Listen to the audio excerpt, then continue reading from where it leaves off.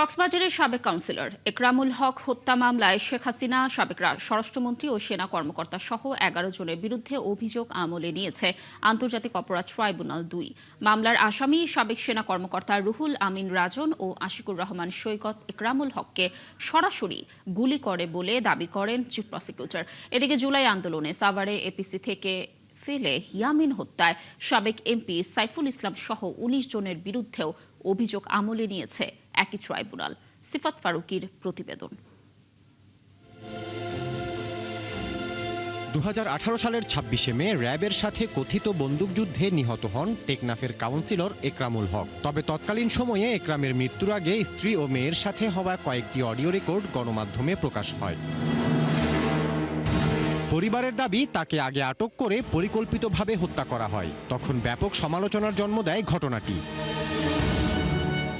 জুলাই গণঅভ্যুত্থানের পর এই ঘটনায় বিচারের দাবি করে পরিবার। পরে বিষয়টি তদন্ত শুরু করে আন্তর্জাতিক অপরাধ ট্রাইব্যুনালের তদন্ত সংস্থা। এ মামলায় শেখ হাসিনা সহ ১১ জনের বিরুদ্ধে অভিযোগ আমলে নিয়েছে ট্রাইব্যুনাল ২। শেখ হাসিনা সহ ৮ পলাতকদের বিরুদ্ধে জারি করা হয়েছে গ্রেপ্তারি পরোয়ানা। এই মামলার মধ্যে প্রত্যক্ষদর্শী সাক্ষী সহ বিভিন্ন সার্কামস্টেন্সিয়াল এভিডেন্স, এগুলোর ভিত্তিতে শেখ হাসিনা, আসাদুজ্জামান কামাল, উবায়দুল কাদের, আব্দুর রহমান বদি, সেখানকার একজন কুখ্যাত, আমরা সংসদ সদস্য বলতে লজ্জাবোধ করছি।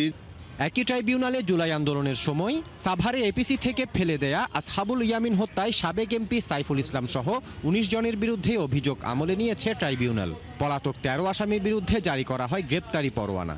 আসহাবুল ইয়ামিন, আপনারা সকলে তার নাম জানেন, যাকে একটা এপিসিতে গুলি করে উপর থেকে ফেলে দেওয়া হয়েছিল, এবং এই আসামিদের বিরুদ্ধে ট্রাইব্যুনাল অভিযোগ আমলে নিয়েছেন এবং আমাদের প্রেয়ার অনুযায়ী যারা ইতিমধ্যে গ্রেফতার আছে তাদেরকে এই মামলায় সোনারেস্ট করেছেন। যারা পলাতক আছে তাদের বিরুদ্ধে গ্রেফতারি পরোয়ানা দিয়েছেন। এদিকে জুলাই গণঅভ্যুত্থানের সময় সংঘটিত হত্যা, ষড়যন্ত্র ও উস্কানির মামলায় আওয়ামী লীগের সাধারণ সম্পাদক ওবায়দুল কাদের সহ ৭ জনের বিরুদ্ধে ট্রাইব্যুনালে সাক্ষ্য দেন সাংবাদিক আশরাফ কায়সার। আংশিক সাক্ষীর সাক্ষ্য দিয়ে তিনি এইগুলো প্রকাশ করেছেন, তার সাক্ষী অবশিষ্ট আছে। সিফাত ফারুকী, ৭১, ঢাকা।